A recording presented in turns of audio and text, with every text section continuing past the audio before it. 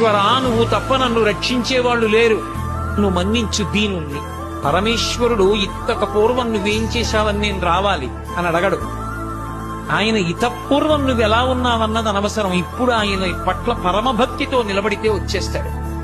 డబ్బున్నవాడా డబ్బు లేనివాడా ఆయనకి అనవసరం. స్త్రీ పురుష పండిత పామర కులమత వర్ణ వర్గ విచక్షణలు కలిగినటువంటి వాడు భగవానుడు కాడు. సాధు పురుషులైనటువంటి వారికి కష్టం వచ్చినప్పుడు అడ్డుపడి ఆదుకునేటటువంటి కరుణార్ద్ర హృదయుడైనటువంటి ఆ భగవానుడు వచ్చి నన్ను రక్షించాడు. ఈశ్వరా నువ్వు తప్ప నన్ను రక్షించేవాళ్లు లేరు, నువ్వు మన్నించు దీనుణ్ణి. పరమేశ్వరుడు ఇత్తక పూర్వం నువ్వేం చేశావని నేను రావాలి అని అడగడు.